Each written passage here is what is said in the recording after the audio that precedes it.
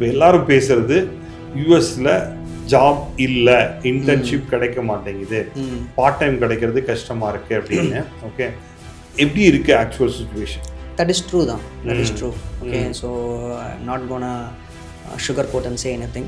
இப்போ வர people, இப்போ வர மக்களுக்கு நான் வந்து என்ன, when kids or whoever is coming out of the college, right? So foundation wise you should be strong. But when I go into their LinkedIn page, அவங்க பேஜ் வந்து ப்ராப்பராக செட் பண்ணி கூட இருக்க மாட்டாங்க. ப்ராப்பர் டேக்லைன் இருக்காது, what they are, who they are, what they are doing, அந்த information இருக்காது. ஸோ உங்கள் ரெஸ்யூமில் எஃபர்ட் போட்டிங்கன்னா அதே லெவல் ஆஃப் எஃபர்ட் வந்து லிங்க்டின்லையும் நீங்கள் பண்ணணும். 65 to 90K வரைக்குமே the freshers வந்து depending on the skill set you get it. Per year. In terms of experienced people like 10 plus years experience, 15 plus experience, probably you can see somewhere between 120 to 160K. So freelancing ஒரு term இருக்கு, so internship னு ஒரு term நீங்க use பண்ணிக்கலாம். So more than I would prefer is like even though it's a paid internship or unpaid internship, அது ரொம்ப importance கொடுக்காதீங்க. You have to get the real world experience, and lot of students போவாங்க, but there will be lot of US based companies on the 2 years 3 years second year third year support பண்ணுவாங்க. But when it comes to your H1, right, lot of companies who are not aware of there is something called H1B, especially US based companies. Okay, there is a lot of opportunity that's going to open up on the business side of it. Okay, be it any airline industry or be it an insurance industry or be it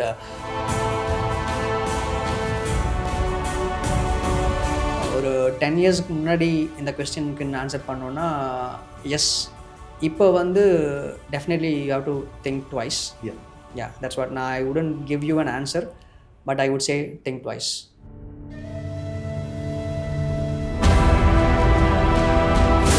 வணக்கம் நேயர்களே, இன்னைக்கு நம்மளோட அரவிந்த் இணைஞ்சிருக்காரு. அரவிந்த் யூஎஸ்ல தான் இருக்காரு, நம்ம ஊர் சேலத்துல இருந்தாங்க. எப்படி யூஎஸ் போனாரு? 11 இயர்ஸ் முன்னாடியே போயிட்டாரு. இங்கே ஒர்க் பண்ணிட்டு போனாரா, அங்கே படித்தாரா? இது மாதிரி உங்களுக்கு நிறைய கொஸ்டின் இருக்கும். நான் சொல்கிறதோட அவரே கேட்டு தெரிஞ்சுக்கலாம். வாங்க பாட்காஸ்ட் உள்ளே போகலாம். பாட்காஸ்ட் உள்ளே போகிறதுக்கு முன்னாடி இன்னும் நீங்கள் சப்ஸ்கிரைப் பண்ணலைன்னா go ahead and subscribe now so that இன்னொரு இன்டர்வியூவை, இந்த மாதிரி இன்டர்வியூவை நாளைக்கு நீங்கள் மிஸ் பண்ண மாட்டீங்க. Thanks for joining Aravind. எப்படி இருக்கீங்க? Thank you. Thanks for inviting me. Good. நல்லா இருக்கேன். Welcome back to India. சொல்லுங்க, உங்க ஸ்டோரி சொல்லுங்க. சேலம் டு யூஎஸ் எப்படி நடந்தது? சேலம் டு யூஎஸ் வந்து pretty much எல்லாரோட ட்ரீம் மாதிரி தான். நிறைய ஸ்டூடெண்ட்ஸ்க்கு ட்ரீம்ஸ் இருக்கும், right? Correct. Go abroad, work or study there. So அந்த மாதிரி தான் எனக்குமே வந்து coming from a lower middle class background, family situations. So engineering வந்து I had to take loans and study and come out of the college, right? So fortunately I was able to get job within the college campus. Very good. And then I joined in a multinational company in Chennai.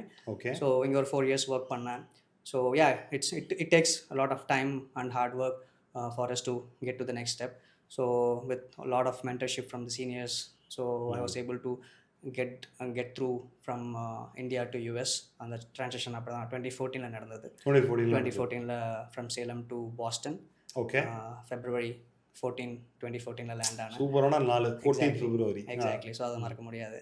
So with 11 months old kid, with 4 suitcases on a snowstorm day, that's when I started my journey in US. Okay, இது வந்து ஜென்ரலா ஒரு lower middle class. நான் அதை வந்து ரொம்ப associate பண்ண முடியும். நான் வந்து என்னோட ஃபீஸ் வந்து காலேஜ் ஃபீஸ் 750 ரூபா. அப்பா வந்து இன்ஜினியரிங்லாம் என்னால் சேர்க்கலாம் முடியாது அப்படின்றாரு. ஏன்னா என்னால் அவ்வளோ பே பண்ண முடியாது. அப்பா வந்து ஒரு விவசாயி தான். நான் வந்து அதை வந்து நீங்கள் சொல்லும்போது எனக்கு நல்ல ஒரு அசோசியேட் பண்ண முடியும். காலேஜ் ஃபீஸே கடன் வாங்கி அதாவது வந்து முடிச்ச அது மாதிரி அது ஒரு ஃபீலே டிஃப்ரெண்டாக இருக்கும் ஆக்சுவலாக. ஓகே, பட் நம்ம இன்னைக்கு ஒரு பெரிய கொஷின் என்கிட்ட இருக்கு. ஓகே, நம்ம அதை டிஸ்கஸ் பண்ணுவோம். ஏன்னா இன்னைக்கு வந்து 40-50 லட்சம் ரூபா செலவு பண்ணி யூஎஸ் போகிறது ஒர்த்தா இல்லையா அப்படிங்கிறது எல்லாருக்கும் இருக்கிற ஒரு கொஷின் ஆக்சுவலாக. ஓகே, கண்டிப்பாக. நான் வந்து கட்டாயம் வந்து ஒரு காயின்னா ஹெட்டும் இருக்கும், டெய்லும் இருக்கும். எல்லாரும் சக்சஸ்ஃபுல் ஆகுவாங்களா ஆகலையா அப்படிங்கிறது கொஸ்டின் தான். மேக்சிமமா இது ஃபாலோ பண்ணா சக்சஸ் ஆகலாம் அப்படிங்கறத பத்தி கேட்கலாம். அதுக்கு முன்னாடி நீங்க வந்து சொன்னீங்க 4 இயர்ஸ் இங்க ஒர்க் பண்ணீங்க, அதுக்கப்புறம் யூஎஸ் போனீங்க அப்படின்னீங்க. ஸோ அப்ப இருக்க யூஎஸ்க்கும் ஓகே இன்னைக்கு நீங்க பாக்குறீங்கல்ல, நிறைய பேரு ஒர்க் மூலியமா வராங்களா இல்ல அங்க மாஸ்டர்ஸ் முடிச்சுட்டு நிறைய பேர் வேலைக்கு போறாங்களா?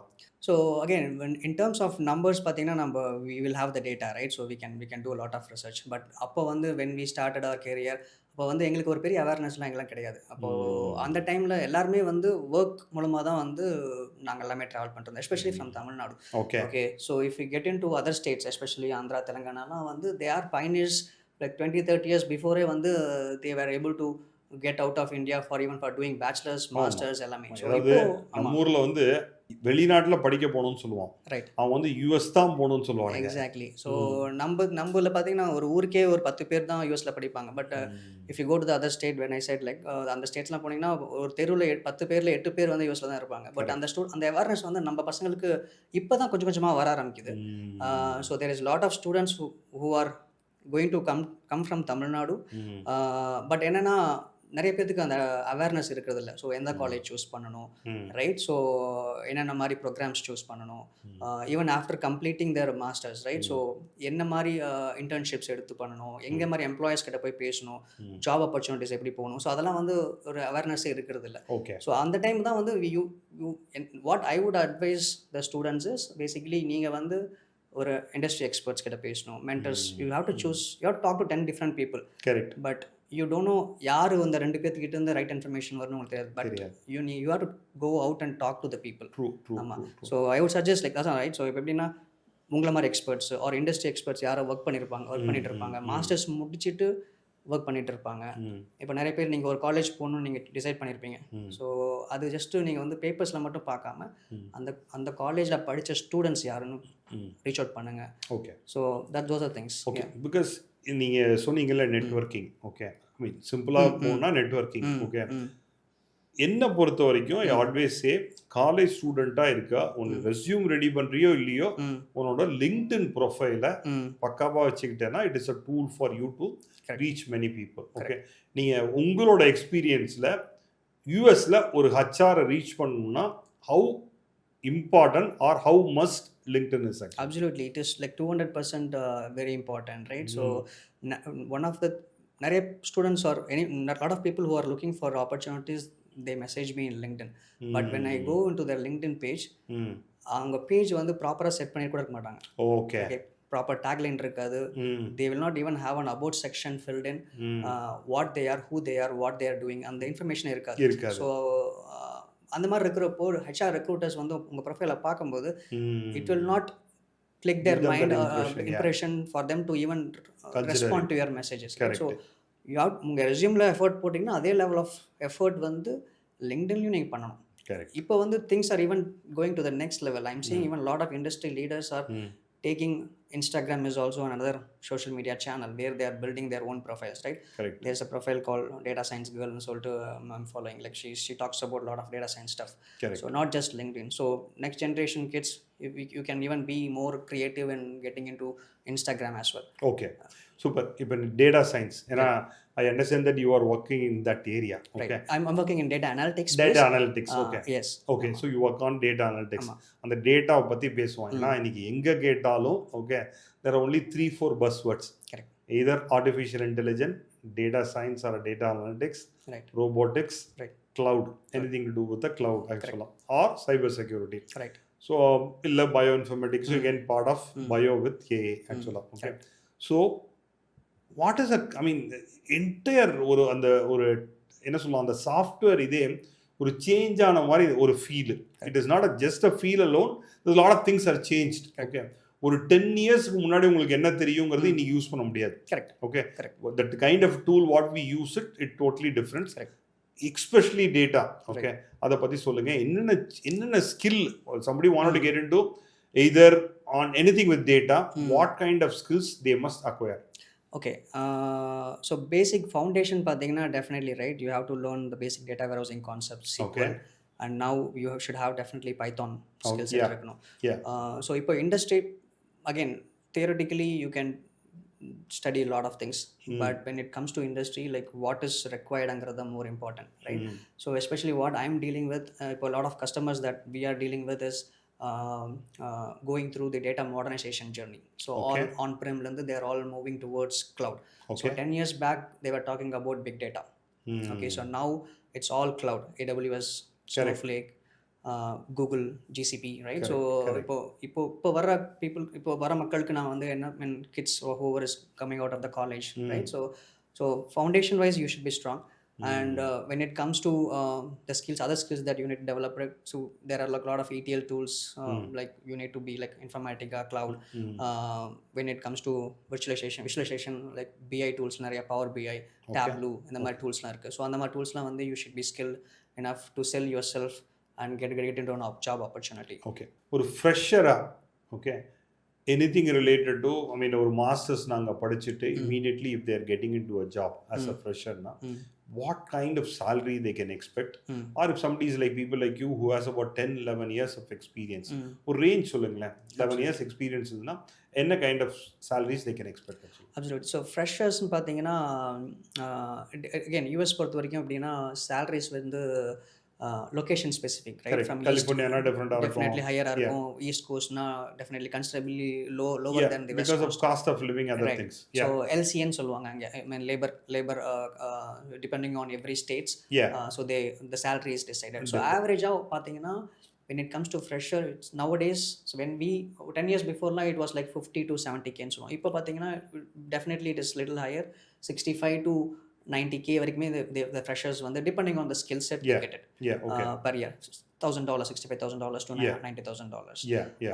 In terms of experienced people like 10 plus years experience, 15 plus experience, again அதுமே வந்து என்ன டெக்னாலஜியில் நீங்கள் ஒர்க் பண்ணுறீங்க, என்ன மாதிரி ரோல்ஸ் ப்ளே பண்ணுறீங்க, ஸோ அதை பேஸ் பண்ணி இருக்கும். ஸோ டெக்னாலஜி பர்சன் ஒரு 15 plus years experience வந்து at least I'm talking about east coast, probably you can see somewhere between 120 to 160k.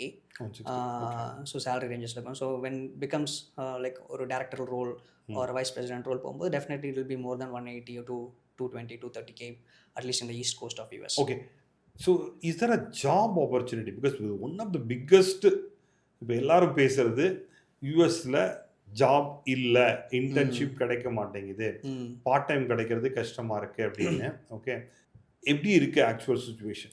That is true தான். That is true. Okay, so I'm not gonna sugarcoat and say anything. Definitely when the challenges are there nowadays. Okay. There's a lot of students, என்னோட friends of friends, cousins, friends-ஓட cousins, அந்த மாதிரி தான் நிறைய பேர் வந்து they are finishing out of college. So one of the biggest challenge வந்து நான் என்ன பார்க்குறோன்னா, ஸ்டூடெண்ட்ஸ் பார்த்தீங்கன்னா நம்ம பசங்க பேச்சுலர்ஸ் முடிக்கிறாங்க, முடிச்ச உடனே they come to US for doing masters. So they don't have any work experience at all. Okay, so what I would say them that would help them is, so masters முடிங்க, இங்கே ஒரு 3 வருஷம் 4 வருஷம் work பண்ணுங்க, gain the real industry experience.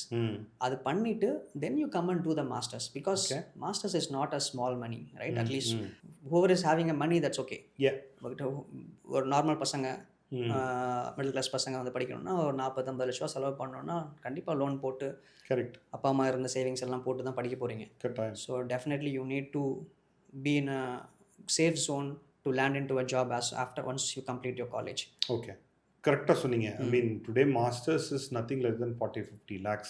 Okay, I mean இப்போ வந்து பார்த்தீங்கன்னா நிறைய opportunity for doing freelancing when they are doing a college here. Okay, college படிக்கும் போதே அவங்க டிகிரி 4 வருஷம் படிக்கும் போதே எனக்கு தெரிஞ்ச நிறைய ஸ்டூடெண்ட் ஃப்ரீலான்சிங்ல 1 லட்ச ரூபா 1.5 லட்ச ரூபா மாதம் சம்பாதிக்கிற பசங்கள்லாம் இருக்காங்க. அவங்கெல்லாம் பார்த்தீங்கன்னா when they go to job, it's almost like, you know, they can profile saying I worked in these kind of things, I've done freelancing. Is that important, or will that have an impact when you are hiring somebody if they say like I have done these kind of freelancing? சொன்னா அதுக்கு impact இருக்குமா இருக்காதா? சரி, freelancing ஒரு term இருக்கு, so இன்டர்ன்ஷிப்னு இன்னொரு term நீங்க use பண்ணிக்கலாம். So more then I would prefer is like to say that you have done an internship. அந்த மாதிரி தான். So even though it's a paid internship or unpaid internship, don't அது ரொம்ப importance கொடுக்காதீங்க. நான் என்ன சொன்னேன்னா, first you have to get the real world experience. Correct. So now with the current situation, not every company can do a paid internship program, but you go reach out to people and you have to volunteer yourself, okay, to gain that knowledge. Okay, 6 months I don't mind putting my time as an investment to learn the real industry world, right? Correct. So go and reach out to them, tell that what you have done, what is your aspiration. Correct. Definitely people will be interested to give you an internship opportunity at that point in time. Go and work there. நீ internship, free internship சொன்னோடனே தான் எனக்கு ஒரு ரீசெண்டாக I was just going through the article. Student who finished masters OPTல there is a lot of students started doing free internship. Correct. ஜெனரலாக வந்து ஏன்னா யூஎஸ்ல வந்து முடிச்சுட்டு lot of people take up the job. இந்த ஓபிடியில் I mean like generally during the சம்மரில் தான் இன்டர்ன்ஷிப் பண்ணுவாங்க. இப்போ முடிச்சுட்டே இன்டர்ன்ஷிப் பண்ணுறாங்க. Okay, as you rightly said, because STEM is a 3 years OPT இருக்கு. அதை பற்றி கொஞ்சம் டீட்டெயிலாக சொல்லுங்க. ஸோ அதான் first year 3 years OPT, right? First year you can always do a free internship. You don't need to be paid for that first year. But from second year and third year, you need to be in a paid job. Yeah. It's like a job. It's not, you cannot even consider it as an internship. Yeah. Okay, so there is a minimum wage that every state that follows that has to be paid by an employer. Correct. So second and third year so you go and work with the companies who is ready to do that. And lot of students povanga, but there will be a lot of US based companies on the 2 years 3 years second year third year support பண்ணுவாங்க. But when it comes to your H1, right, there's lot of companies who are not aware of there is something called H1B, especially US based companies. Okay, so அந்த டைம்ல வந்து our students are like kind of stranded. Okay, so okay, US companies சொல்லிட்டு போய் join பண்ணிடுறாங்க. But அந்த visa ஸ்பான்சர்ஷிப்னு வரும்போது they get stranded. Correct. So அது இன்னும் கொஞ்சம் டீட்டெயில்டாக பேசுவோம். அதாவது இப்போ ஒரு ஐ மீன் the lot of MNC who hire people from outside, that is outside USல இருக்கவங்களுக்கு they know the concept of H1B. I mean they are not a citizen of US. அங்கே மாஸ்டர் படிச்சுட்டு இருப்பாங்க, அந்த ஸ்டூடெண்ட்ஸ் எடுப்பாங்க. சொன்ன மாதிரி அவங்களுக்கு OPT 3 yearsக்குள்ளார H1B அப்ளை பண்ணணும். அதாவது ஃபர்ஸ்ட் இயரே பண்ணால் they have a 3 years of லாட்ரியில் chance இருக்கு. போய் தேர்ட் இயரில் பண்ணால் ஒரே ஒரு வாட்டி தான் லாட்ரி இருக்கும் ஆக்சுவலாக. ஸோ அதனால ஜாயின் பண்ணுற கம்பெனி H1B கொடுப்பாங்களா மாட்டாங்களான்னு அது முன்னாடியே இன்டர்வியூவில் கேட்கறது. சொல்லுங்க. ஆமாம், டெஃபினெட்லி, ரைட். ஸோ என்னோட ஃப்ரெண்டோட பொண்ணு தான். So she was going through the same situation. Okay, she got into a big insurance tech company based out of Connecticut. Okay, so she is also from data background. So when she joined, like the company hired her because she don't need any sponsorship because she's on OPT. Okay, so when after she joined, that's when she asked அந்த first இயருக்கு அப்புறம் தான் அந்த lottery பீரியடில் தான் போய் HR கிட்ட போய் கேட்டிருக்காங்க இந்த மாதிரி எனக்கு விசா ஸ்பான்சர்ஷிப்னு. So HR was puzzled. Okay, so when we hired you நீங்கள் ஸ்பான்சர்ஷிப்பே வேணாம்னு தான் சொன்னீங்க, இப்போ என்ன what is this H1B about? So அதனால் வந்து it's always good during the interview அப்போவே நீங்கள் வந்து உங்கள் ஹெச்ஆர் கிட்ட வந்து ஓகே ஸ்பான்சர்ஷிப் இருக்கான்னு நீங்கள் கேட்டுக்கோங்க. That's important. Yes, because if somebody is from US they don't need that actually. Correct. Anybody I mean like from இந்தியான்னு எடுத்துக்கோ. நம்ம இதில் H1B கொடுக்குற கம்பெனியாக ஜாயின் பண்ணுறது பெட்டர் ஆக்சுவலாக. ஓகே, ஸோ அவங்க இந்த OPT இந்த மாதிரிலாம் சொல்ல மாட்டாங்க. ஸோ உங்களுக்கு ஸ்பான்சர்ஷிப் வேணுமா வேணாமான்னு தான் வந்து ஜாப் டிஸ்கிரிப்ஷன்லேயே போட்டிருப்பாங்க. So you say I don't need a job description, that's all they need. They don't go into details like whether it's an OPT or CPT or whatever. Correct. Sponsorship கிடைக்குமா கிடைக்கலையாங்கிறது clarify பண்ணிட்டு பண்ணுறது. Okay, so H1Bலையும் I mean is there any limitation that they can only stay back? But ஜெனரலாக there is no limitation. First 6 years ஆனதுக்கப்புறம் keep renewing it, right? அதுக்கப்புறம் until the time they get the green card. Exactly. இல்லை அதுவும் கிடைக்கலன்னா இப்போலாம் சில ஸ்டோரிஸ்லாம் வருது taking like I don't know how many years. It's taking years. அதான், so you rightly said, right? First 6 years தான் H1B period உங்களுக்கு. அந்த வித்தின் 6 years வந்து உங்கள் எம்ப்ளாயர் வந்து have to start your green card processing. So there is 2 stages. One is PERM சொல்லுவாங்க, and second stage is I-140 சொல்லுவாங்க. So first stage வந்து clear ஆயிடுச்சுன்னா you can extend your H1B for 1 year extend பண்ணிட்டு போகலாம். அது முடிஞ்சு உங்களுக்கு 140 approve ஆனதுக்கப்புறம் you can use that 140 to keep extend your H1B for n number of year until you get your green card. So அந்த 140 வச்சு நீங்கள் 3 years ரெனியூவல் பண்ணிட்டே நீங்கள் போயிட்டே இருக்கலாம். Coming back to the point, where are the area, எந்தெந்த ஏரியாவில் you see there is an opportunity for Indian students? Because like நான் சொல்கிறது என்னென்னா, ஒரு கண்ட்ரிக்கு நீங்கள் போகிறீங்க அப்படின்னா first things they need to decide is it a skill shortage area or not. அங்கே போய் படித்தேன்னா எனக்கு வேலை கிடைக்குமா கிடைக்காதா அப்படிங்கிறத பார்த்துட்டு போகிறது நல்லது. இப்போ யூஎஸ்ன்னு ஒருத்தர் டிசைட் பண்ணுறாங்க அப்படின்னா இப்போ இருக்க situation is different. Okay, leave that, like let's not get into too much on but what is the current situation. ஜென்ரலாக US is known for tech. ஓகேவா, நிறைய இந்தியன்ஸ் ஒன்லி டெக் தான் இருப்பாங்க. டெக்கில் எந்தெந்த ஏரியாவில் you see there is an opportunity for Indians? So இது ஒரு fantastic question ஆக்சுவலாக. இது வந்து I also ask this question to a lot of people when I just hang out with them, right? So I love to have coffee conversations with a lot of leaders. Right?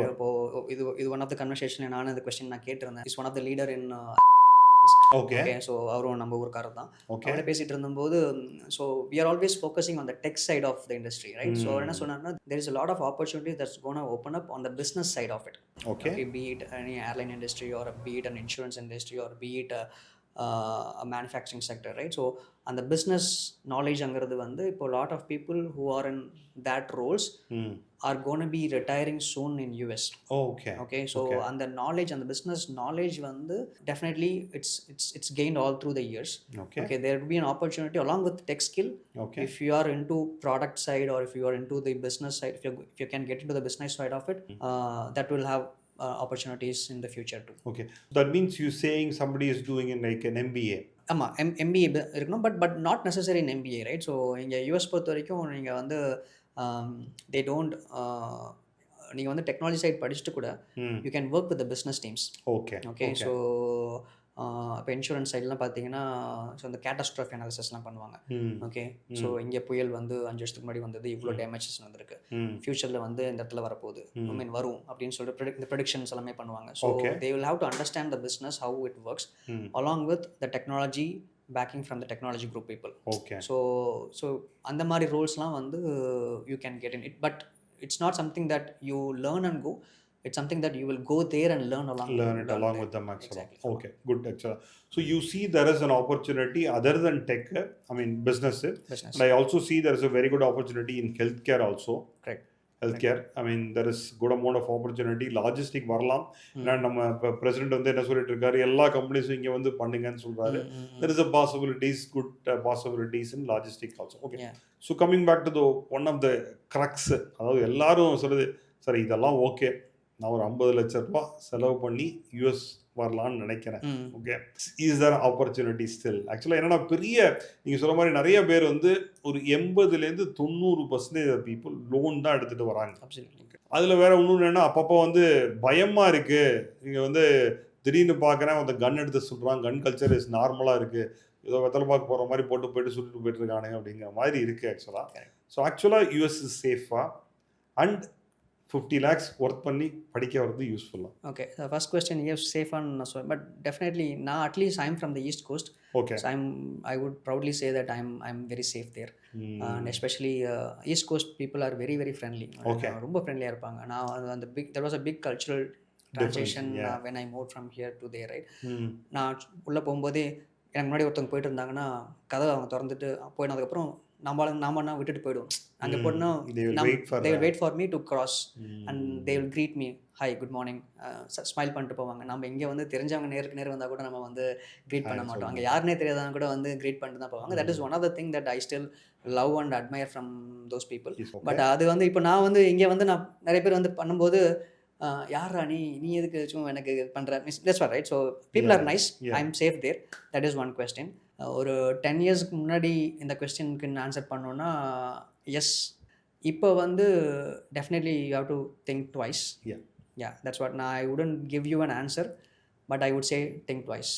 Correct. Okay, so உங்களோட final advice, if somebody is aspiring to study masters in யூஎஸ்னா அவங்களுக்கு உங்களோட final advice என்ன?